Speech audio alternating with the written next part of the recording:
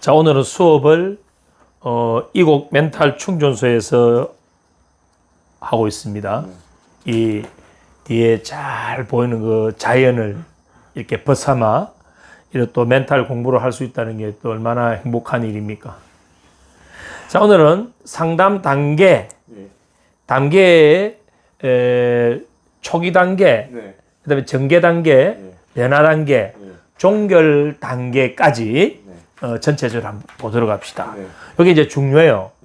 왜냐하면 그 단계에 따라서 내담자의 상태가 다르고 또 상담사가 그 내담자에게 어떠한 반응을 해줘야 되는 그런 것들이 다 달라요. 자, 먼저 초기 단계를 한번 보도록 합시다. 초기 단계.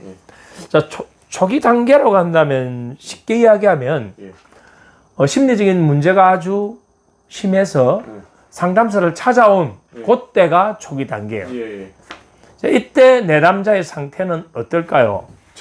일단 정신을 못 차리겠죠. 여러 가지로 문제가 있는데 이때 고통과 증상이 가장 심한 때가 바로 이 초기 단계다. 그러니까 고통과 증상이 좀 극심한 상태에 놓여 있다. 초기 단계는. 그걸 우리가 알아야 되는 거예요. 아, 내담자가 지금 많이 힘들어한다. 그 다음에 이 내담자의 세상 모형이 상당히 좁혀져 있어요. 그래서 좁혀져 있을 뿐만 아니고 유연한 사고 이런 부분들이 잘 안 되니까 경직된 어떤 패턴을 갖기가 쉽다. 그래서 시각적인 부분도 좁혀져 있고 세상 모형 자체가 좁혀져 있다 보니까 한 단면만을 보고 그것이 모든 것이다라는 그러한 제한적인 신념에 빠져 있을 경우가 많다. 초기 단계는. 그 다음에 본인에게 어떤 위기 상황이 닥쳤을 때 우리는 정상적인 부분에서는 그 위기 상황에 적절하게 대처를 할 수 있고 반응을 하잖아요. 이 초기 단계의 내담자는 위기 상황이 닥쳤을 때 그 적절한 대처와 반응을 할 수 있는 그런 내외적인 자원이 부족하다. 그러한 자원이 있다 하더라도 그것을 사용할 수 있는 그러한 상태에 있지 못하다. 결국은 자신과 주변의 이런 수많은 자원과 단절된 상태이기 때문에 일부분의 작은 자원밖에 동원할 수 없다. 그래서 내외적인 어떤 그런 위기 상황에 올바른 대응이 힘이 든다. 그다음 자신감과 의욕이 상실된 경우가 많죠. 왜냐하면 이미 심리 상담을 하러 온 내담자의 그 초기 단계라는 것은 그것이 트라우마였던 다른 어떤 원인이었던 간에 자기 상실을 겪고 있을 가능성이 아주 높아요. 그럼 자기 상실을 겪고 있다는 것은 결국은 자신감이 결여되어 있고 어떤 호기심이나 실험정신, 의욕 이런 부분들을 잃어버리기가 쉽죠. 또한 초기 단계는 상담사와의 뭐가 형성이 약할까요? 라포가 아직 형성이 안 된 단계다. 이걸 우리는 이제 상담사가 잘 알고 이제 다음을 한번 봅시다. 자, 초기 단계의 내담자에 대해서 우리는 어떻게 관찰을 하고 대응을 할 것인가? 자, 대부분의 심리적 어떤 걸림돌 장애는 무슨 장애라고 이야기했습니까? 인간관계. 어떤 시기에 그런 부분이 형성됐다고 이야기를 했죠? 어릴 때. 그렇죠, 어릴 때. 그래서 대부분의 심리적 그 장애를 성장 장애라고 이야기하는 이유죠.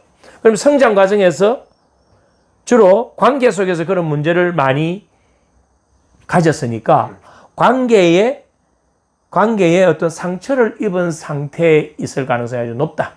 이렇게 보는 거예요. 그 다음, 이런 이제 초기 단계의 내담자를 만나보면 어떤 때는 아주 활력이 넘치다가 어떤 때는 완전히 가라앉아 버립니다. 이걸 우리는 양가 감정이라 그러죠.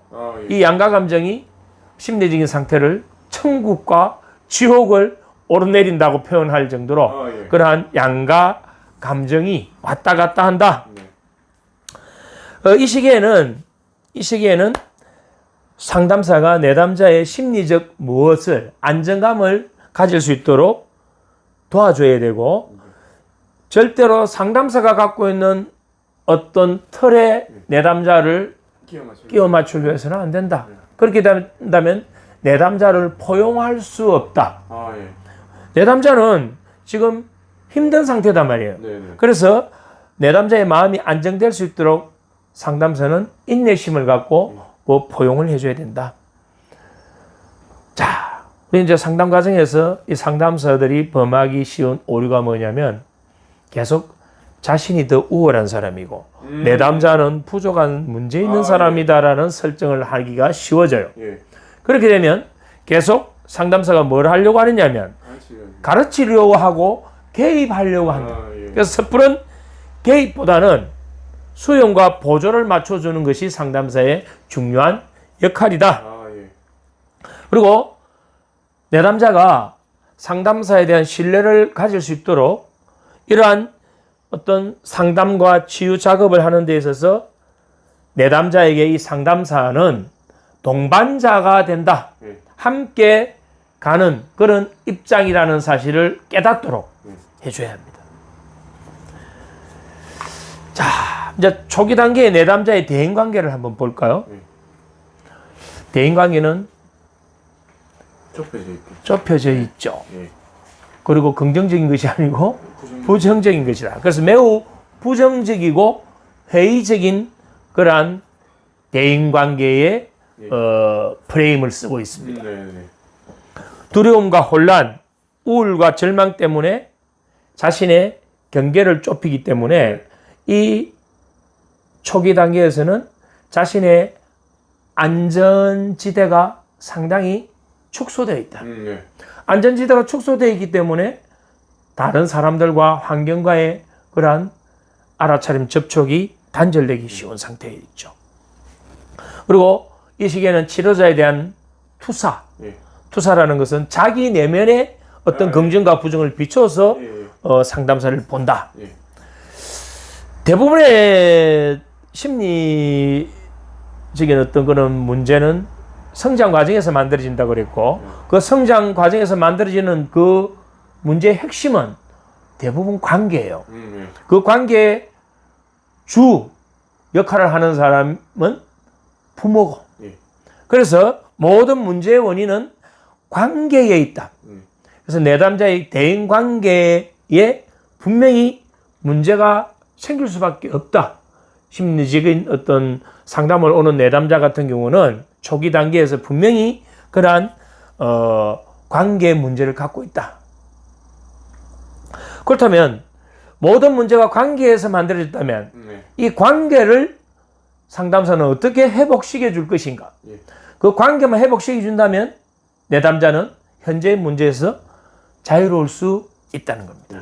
여기 이제 초기 단계의 내담자의 어떤 상태, 또 거기에 대한 상담사의 어떤 반응, 태도에 대한 부분이에요.